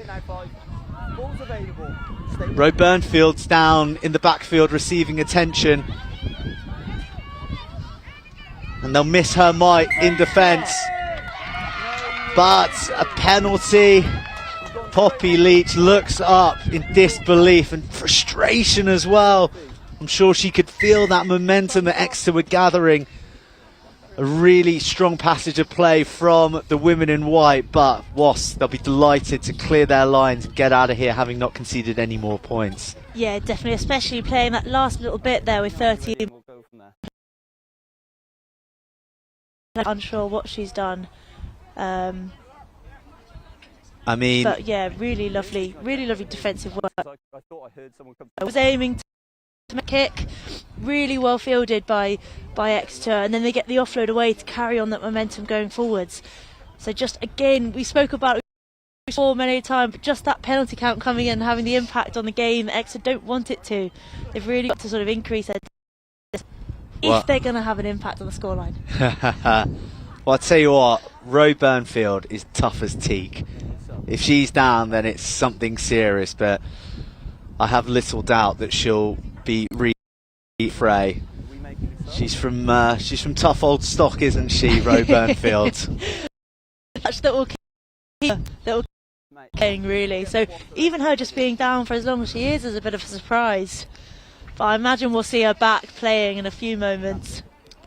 Well, she's a triplet, if I'm not mistaken. So she's used to scrapping, I imagine, from a very early age and fighting for every inch. We're going to see her leave the field. I wonder if it will be an HIA or a blood, but Rowena Burnfield is walking off. We're waiting for the player in some... It looks like we've got Christiana Balogun back on the pitch in replacement of Rowena Burnfield. So she's another young, exciting player, hugely impactful in defence. Well, yes, just her third AP15's appearance, in fact. Niamh Terry is giving Wasps a taste of their own medicine down their right flank. They're breaking tackles. They're getting in behind the Wasps. Cato again. First receiver, shows, goes. Been so precise all day. This is great from the Chiefs. A big Bosch to ride that first tackle. The white jerseys are flooding towards the Exeter lines. McKinder under pressure. Knocks on. Apologies, head injury, we're waiting. And Chiefs can't go quickly because there's an injury to the Wasps. And just a bit of sting taken out. Exeter were flying there, absolutely flying, and really it was a great decision defensively to get up in McKinder's face there. Yeah, Niamh Terry absolutely flying down that right-hand wing. I think it was then the pass to Meryn Doidge, which was lovely, just managed to finish that off, and then they swung it all the way to the other wing and found a little bit of space out here. I think they were unfortunate that there was an injury because they were playing with a huge amount of momentum there. Yes, Meryn Doidge and Niamh Terry combining very well. And yeah, Meryn Doidge, she got 2 tries last week, and Susie Appleby was remarking afterwards that she couldn't believe that they were her first 2 tries of the season. She's been involved in every game so far, and as an attacking threat and a presence in the team, I think that it's funny that it astonished their coach that she hadn't scored, and it was clearly long overdue. But the way that she's been linking up with Terry so far this game, very, very threatening from those two. Yeah, some lovely interplay between them, and they're doing it at such pace as well, and that's a talent in itself, you know, to be able to be running that quickly and still get the offload away, still be able to make that decision. So really good from, as we say, Meryn Doidge and Niamh Terry. Just like to see if Garnet McKinder can start linking up with them too and having all that pace flying down one side. Don't listen to them. Yeah, exactly. That's what I'm saying. Well, Edel McMahon, the Irish woman, being patched up. She's got the season's tape budget round that right boot to try and keep her in play. Thank you very much, thank you. 22-21 here at Twyford Avenue. No worries. Just wait for the 4 tries from Wasps. To Cato Just wait. on the tap, High tackle. and the Japanese player bursts low, but well tackled by Wasps. Exeter a metre out. They travel round the corner. Looks to be turned over on the line, held up. Big defensive set for Wasps. You see the way they celebrate. That's great, thank you. Important to repel Exeter there, but the white jerseys will come again. Scrum on the 5 metre line. Right, this is the mark. Sorry, can you just step back? And some fresh blood as well coming onto the field. Yeah, with two front row players with yellow cards. Oh, that's Olivia de Merchant then returning there, but it'll be interesting who Wasps bring on in replacement of Hannah West. Obviously sat on the side with the yellow. But Wasps are going to have to be really careful here. I mean, Cato made some really good distance on that carry, and she has done throughout the game. And again, that second carry really big. I think it was Zachary, but I missed it a little bit. So Wasps are going to have to be really careful not to give those players the pace, the time on the ball that they're currently getting, and really get off that line in defence. She's incredibly compact, Cato. Just a nugget that is very difficult to take down, sort of like a cannonball. Very low, good leg drive, and then with these extra latches as well, proving very, very difficult to repel them from up close. It looks like Sarah Mitchelson is the player who's been sacrificed to fulfill the front row obligations on this scrum. I haven't seen too many. No, first scrum of the game, so... And it looks like Exeter have got the nudge. Well, they've got an extra woman in there. McKinder comes round blind. Garcia sees her, finds her. McKinder driving, but dragged down. Close range assaults from Exeter Chiefs lined up. Cato looks to get the latch.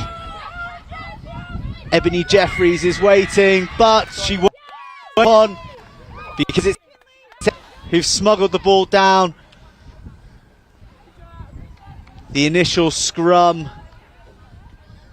laying the platform. McKinder swept around to the left-hand side. Garcia found her, and then it was that forward pack who've done so well all afternoon that have given Exeter the lead for the first time this afternoon. 22-26.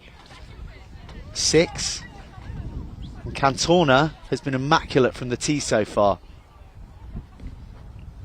Yeah, just wonder whether Garnet McKinder could have scored that in the corner there with a bit of reach, but actually really unselfish play there, getting the ball back so that the Exeter could get their forwards back into the game and drive it over. Selfless stuff. A captain's performance there from McKinder.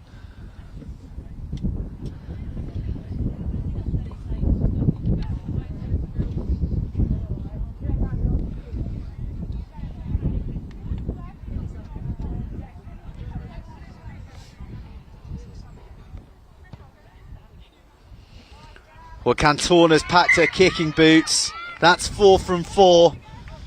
And that is 22-28 to the Exeter Chiefs with 46 minutes gone. This game has turned on its head since the half-time break.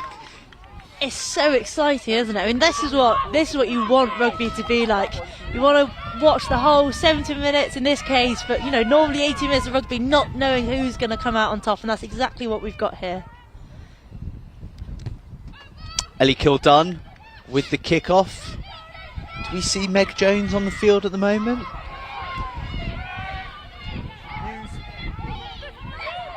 Maybe a few changes took place while that conversion was happening. We'll see if we can confirm those for you.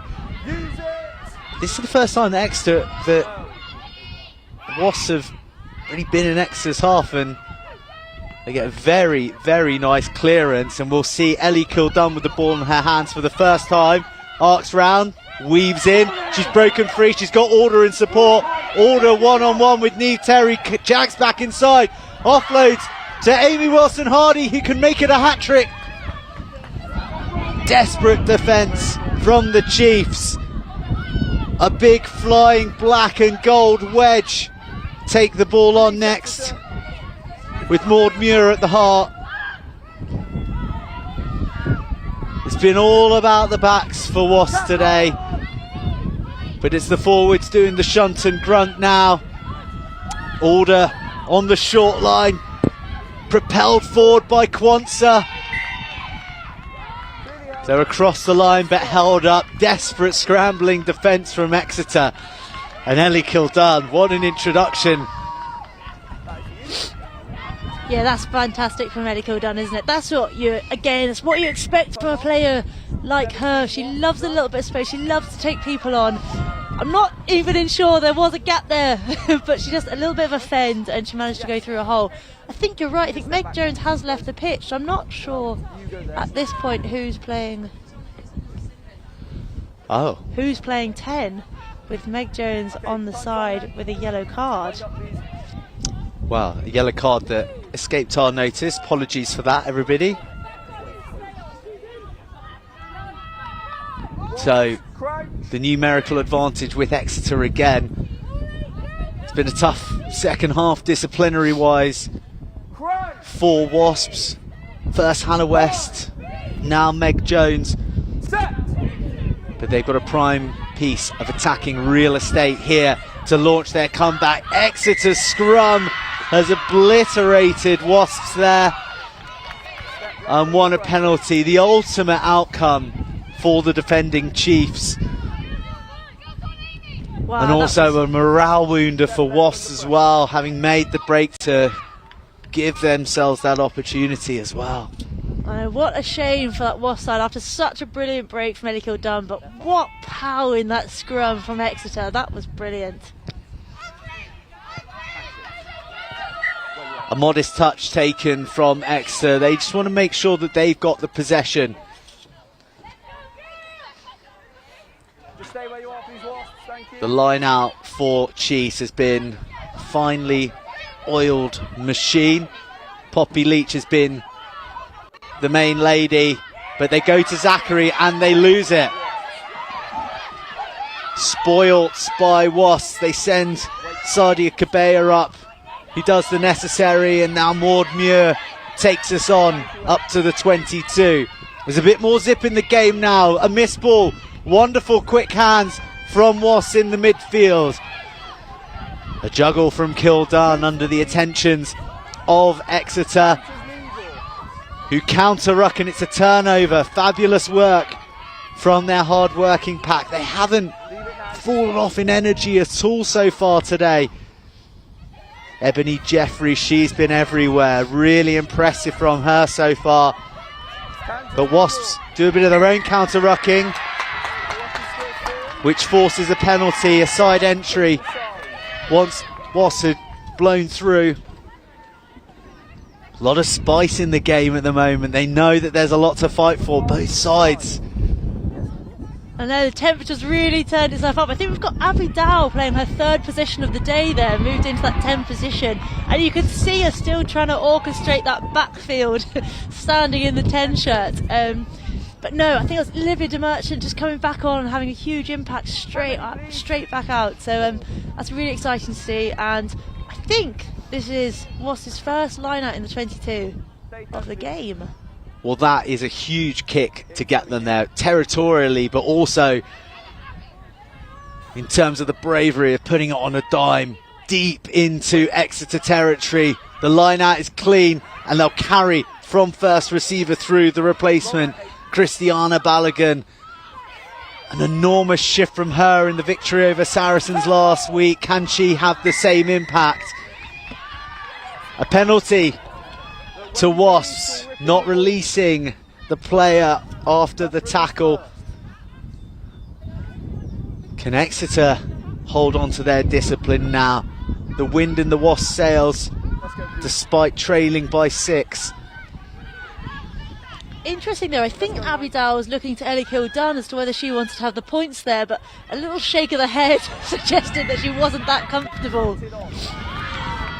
Well, an enormous tackle on Maud Muir, who was travelling at pace.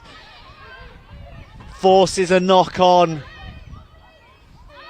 Huge cheers from the Exeter team. They know how important that was. A free kick to restart the game. Love looking around, deciding how best to approach this. Poppy Leach has flung an arm into the air to say, let's go long. But Garcia taps and goes up and under into the danger woman, Ellie Kildunne's hands. But not even she can slide through the gaps that time. Abby Dow does well after plucking the ball from a high pass. Kabea to order a big tackle coming in. What a shot from Niamh Terry. She's been all action all afternoon. Maud Muir, oh, right over Rachel Johnson. You don't see that very often. Come on, Wasps. The cheers from the sidelines. Balogun, she's been prominent since coming on. Wasps just unable to get it beyond the midfield at the moment. The Exeter Chiefs defence working so hard, making Wasps fight for those yards. Alder decides to hold on to the ball. Muir, she's everywhere at the moment. Left flank, right flank. Tight exchanges. Kabea, another who's performed for Wasps with aplomb this afternoon. A great engine. Wasps beginning to find some cracks in the Exeter defence. Dow finds Wilson Hardy to Kildunne. Flighty feet, dances through the first 3 tackles, takes 2 to drag her down. No, she's lifted the ball. Cato. Lovely tackle there. Excellent shot from Cato. What precision from both sides. No penalties given. Possession held on by Wasps, going through the phases. Must be the most in the match. A lot more variation as well, using their forwards to suck in the Chiefs defence.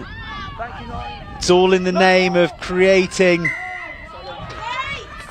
room out wide, but a penalty's finally given. The pressure told. Unbelievable passage of play there, Claudia. That was so long. I'm surprised you don't have more players enjoying this break right now. But yeah, really unfortunate. I think Poppy Leach was giving away a little penalty there. We saw some fantastic line speed from Exeter. It was just the actual tackles themselves, some just absorbing slightly. So if they can just tighten those up a little bit, they're going to be hugely impactful. So I've got 12 minutes 40 on the Wow. A moment to pause for everybody involved and catch our breaths after a piece of relentless action. Get a check on the bin, sorry, I was talking. Okay, so at the line out. Lovely. On the line out, if you go to the line out or scrum. Replacements being prepared on the sidelines. Jones is beginning to look a little bit busy as well. It's interesting now, Wasps have had 2 penalties almost just in front of the post, and the first time they haven't come away with anything, but they are back down here again. Just wonder if Meg Jones had been on the pitch, whether they would have gone for the post, and could potentially be 6 points, and the game would be level right now. Well, speak of the devil, Meg Jones comes back onto the field having served her yellow card sentence. Just step out, there on the line. How many? Was set up with a shortened line out. They've got a pod of big carriers. I think we've got Olivia de Merchant just leaving the field of play now. Kabir off the top, they go out the back to Meg Jones. Older, she's so strong when carrying through the middle. She's still going, and she's across the line. The referee, he hasn't awarded it yet. He seeks consultation from his assistant. This is a big decision. There's a clear grounding, it's a try. Wasps are convinced, and so is the referee. The 5th try of the afternoon. I couldn't tell you who it was. Was it Older? Did she get all the way with the support of her teammates on her back? Doesn't matter. All that matters is the try to bring Wasps to within a point. They kick her back on the field, the chance to retake the lead. What a thrilling match. This is where the conversion really matters, doesn't it? Those 2 points are crucial at this point.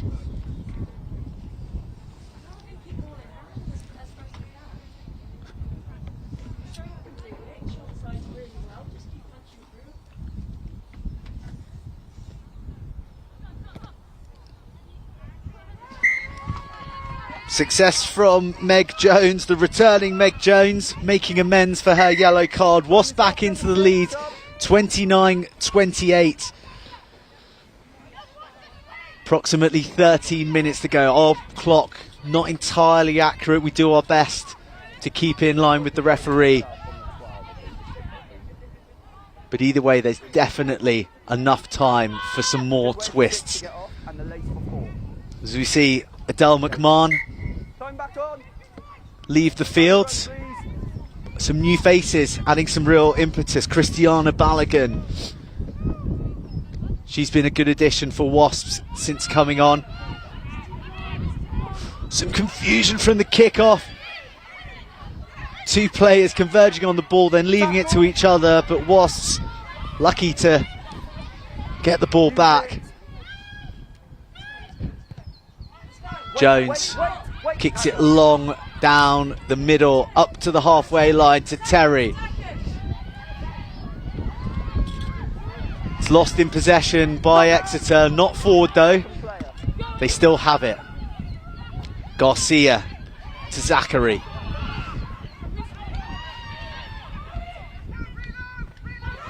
Big runners in the middle. Well tackled. That was Laura Delgado. Came off a flight from Spain only a day ago.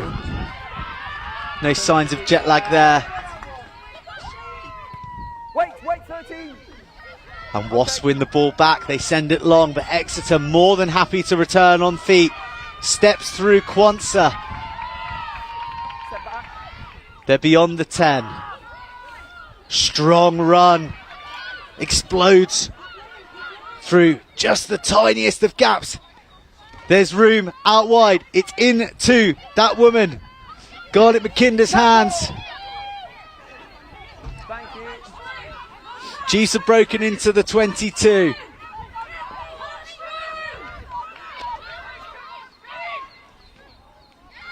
Delgado again popping up in the midfield. Thank you. Great defensive read from Wasps. Cabella saw it coming. The tackle brings a turnover. Jones boots it again. Neve Terry back again. She has been excellent this afternoon. Always in the right place at the right time, but Jones hungrily hunts her down before tackling, latches on for the jackal, but blasted off the ball just at the moment when the referee looked like he was going to award a penalty. Chiefs looking to play it out of their half.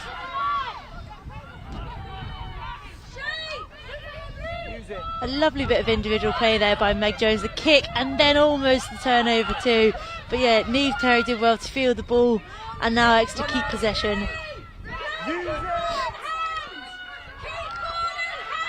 Well, the cries from the touchline is to keep ball in hand, but Patricia Garcia goes to the boot, expertly claimed in the skies by Exeter. They've won the ball back. Garcia shaped to kick again before plumping for Kate Zachary. He's been an absolute workhorse today in terms of her involvement. Just a point in it, read by Jones, who fells the runner. She's on the ball as well. Lucky not to win the jackal or a penalty. Exeter players arriving just in time. Delgado breaks through the first challenge, takes play to the 22. Zachary picks, goes, keeps the tempo high. It's a good contest at that breakdown, but Exeter just about wrestle it back.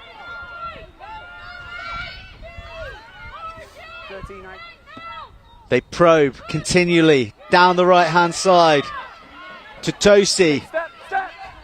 Tackled by Cabella. Delgado again in the midfield from the tip pass. A definite ploy since she's come on. What's that? 5 prominent carries in the last 5 minutes.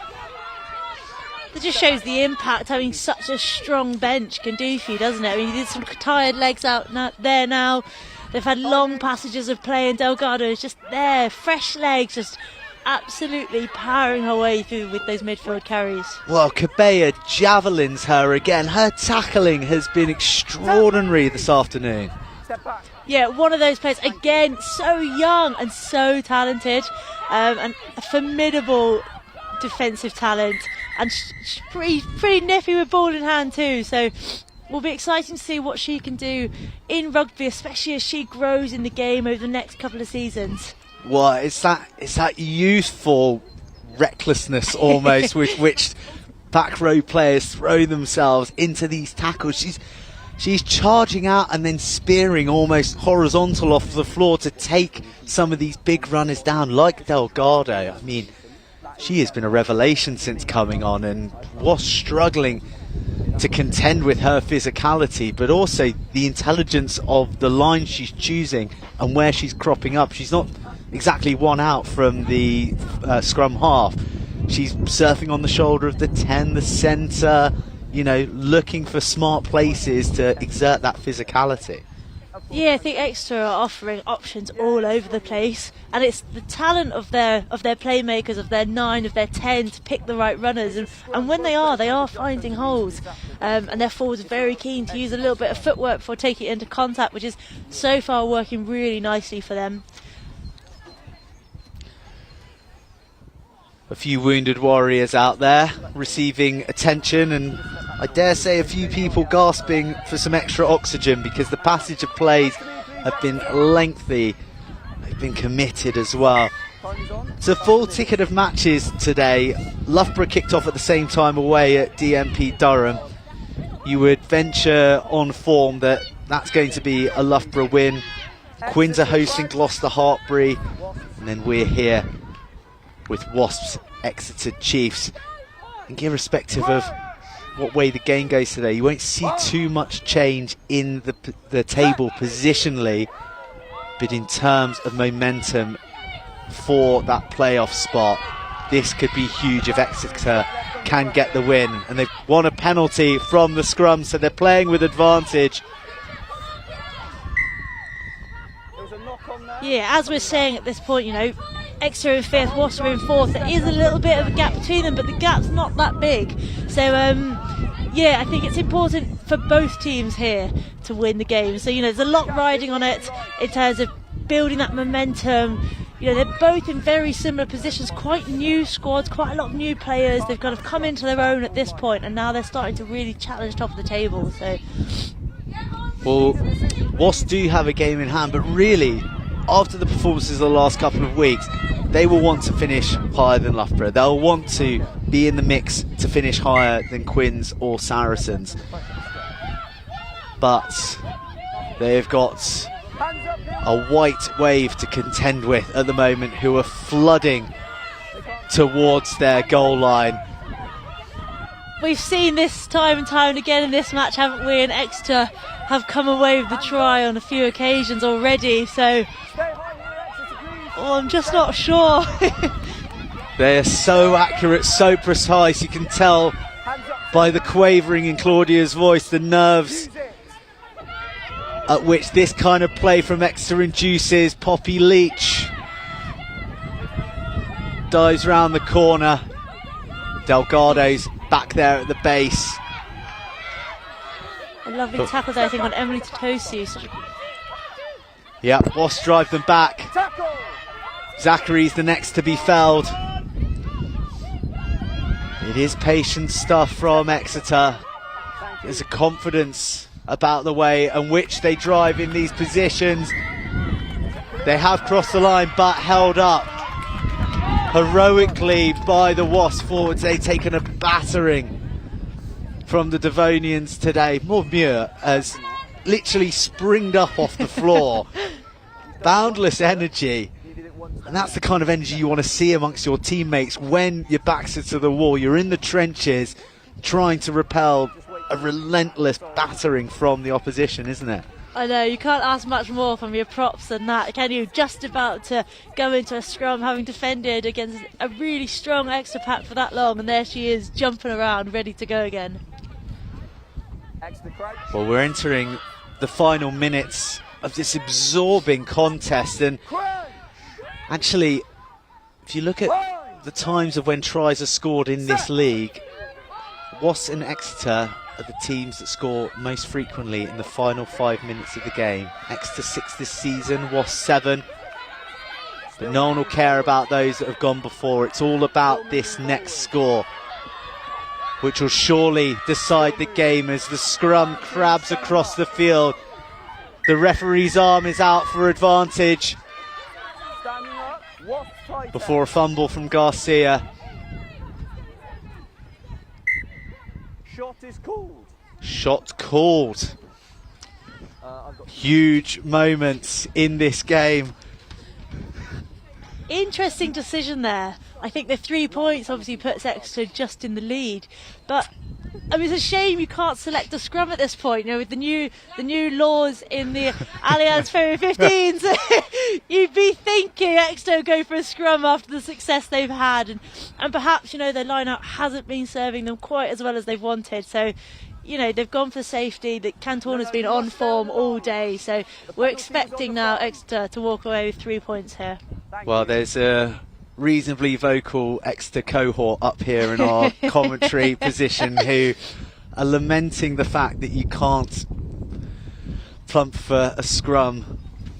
But Cantorna hasn't missed today.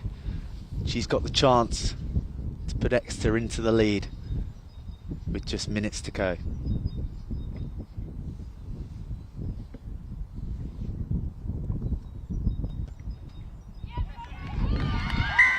And just like every kick before this afternoon, it sails through the uprights. And Exeter lead by 2, entering the final stages of the match. Enormous pressure concerted down in the Wasps 22. They finally depart with points. And Meg Jones kicks off into the arms of Kate Zachary. I think she must have returned every kickoff this game. The calls from the sidelines to keep it in hand to Exeter. They really have managed to marshal possession very, very nicely in this second half. Kato, the Japanese dynamo. Well, she hails from the prefecture in Japan that Toyota comes from, and she's got an engine to match. She has been brilliant for Chiefs today, but it's a penalty to Wasps. Abby Dow leaps up in the air in excitement for that. And is this one last chance for Wasps to launch a match-winning attack? 29-31. Wasps 20 metres out with a line out. A nerve-shredding game, Claudia. Pressure mounting on both teams here. You know, there's only a few minutes to play. At the end of this, I don't know, I'm not sure we're going to get much more after this opportunity. So Exeter are going to have to work really hard here to keep it out. Wasps need to be clinical with this line out. This is where playoff hopes are made and shattered. Training ground move sees Muir wrap round the line out and find Kwanzaa coming in from the blindside wing. Wasps have got good momentum. Jones looks to glide through another gap. She was electric in the first half, but Exeter have successfully subdued her in this second 35. Kato trying to get on the ball as Wasps use their big forwards. They now look to the backs. Muir's in the centre. She has been relentless herself this afternoon. Wasps are not done yet. They are not done. They're mixing up the play between their forwards and their backs. Muir again dragged through a hole by 2 of her players into the captain's hands. Order. This is the moment. Wilson Hardy, she's already got 2. Could she win it with a hat-trick? She's just shy, but Order round the corner with the line at her mercy, looks to have dropped it. The linesman was right there. It looked from here, I have to say, like it was dropped over the line. It's so unfortunate because Kate Order has been such a force all game and she'll be so disappointed with herself. I think she knows as well. She's protesting about something that's happened elsewhere in the play. It is a knock on, and that is the final whistle. Heartbreak for Wasps, heartbreak for their captain, Kay Alder, as Exeter Chiefs claim a famous victory against Wasps Lady at Twyford Avenue. It was a battle all afternoon. Wasps tearing away with it at the start with 4 tries in the first half. But Exeter, they were relentless. Their forward might just kept going all afternoon. There was a chance for Wasps to nick it at the end, but the trusty boots of Gabby Cantona and the forward power playing of Exeter Chiefs have won this one, 29 points to 31. What a game. Really exciting. I mean, as we said, it's what you want, isn't it? At no point could you have called the game, at no point could you have said whether Wasps or Exeter were going to win it. Talent displayed in bucket loads on both teams. And yeah, again, sort of Olivia de Merchant, Sachiko Kato, McKinley Hunt coming back onto the field, making huge carries. Zachary with the pace around the outside, and then of course the backs in extra line being able to finish off some opportunities. Some great interplay between Neve Terry and Merrin Doige on that right hand side. So some lovely play. I think, you know, Wasps were really unfortunate with that last little bit, that last knock on, but you can't blame a whole score on that last little thing. So, you know, it's unfortunate for the Wasps side. I think, you know, as we said, they were looking really strong, particularly in that first half, but as we said, a lot of penalties. 3 yellow cards, always going to have a big impact. So heartbreak for Wasps, but elation for Exeter Chiefs. Quins, Sarries, now Wasps. They have nearly beaten every side this season in the Premier 15s. They've only got a couple to go to complete the set.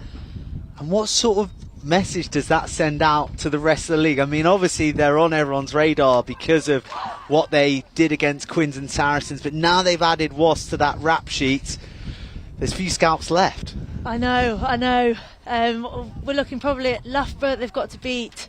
I'm sure they've beaten Sale, obviously. So yeah, really impressive. I guess I just want to know how they're training. How have they completely transformed their team from the start of the season? You look, I think they beat DMP Durham Sharks at the beginning 34-5 or so, you know, relatively tight scoreline, and then they go back recently and they win 74 something, and now, as we say, they've beaten almost every team at the top of the league. So they're throwing down a gauntlet, to say the least, aren't they? They're setting their challenge, and now they are the team to beat.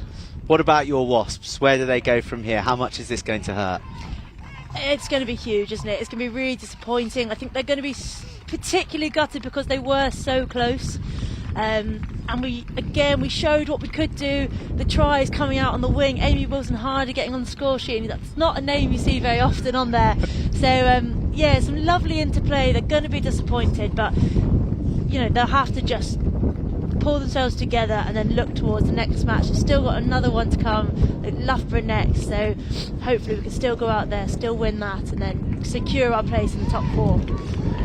And Claudia, for you, when will we see you back trying to influence that effort to make sure that you get top 4 and you're in the playoffs? Trying not to attach myself to a particular date because injuries are as they are and you never quite know, but hopefully in the next couple of weeks you should see me out there, if only for a little bit. But yeah, looking forward to really being back in the thick of playing and as we say, influencing, hopefully, the scoreline. Well, Claudia, it's been a joy to have you on co-commentary today. Thank you so much for your insights and your energy. It was a wonderful game. I'm sorry that it couldn't be the result that your team wanted. I know. Oh well, thanks very much for having me. It's been lovely. So that is it from Twyford Avenue. I'm sure you'll agree. You'll see few games better than that all season. And it is the new kids on the block, the noisy neighbours from down in Devon, Exeter Chiefs, who've claimed another famous scalp. 31-29 victors over Wasps at Twyford Avenue. Rock with me, all my girls with me.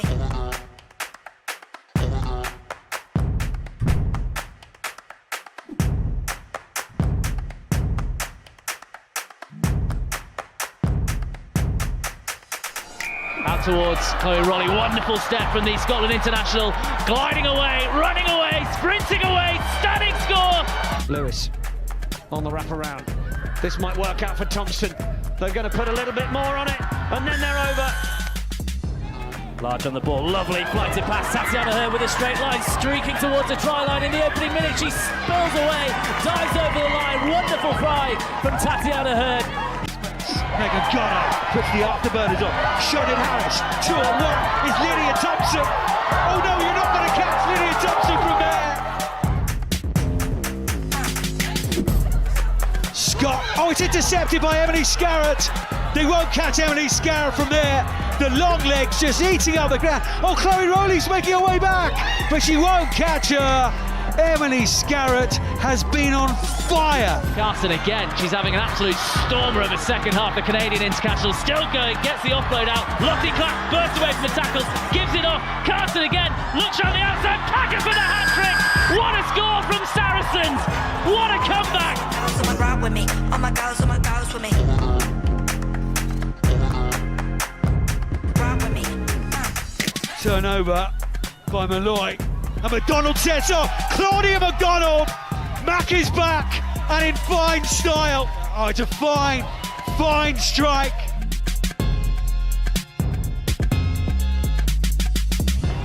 Marston controlling brilliantly. Now Bristol Pack going forward. It's a penalty try. Oh, now there's a gap. Burgess.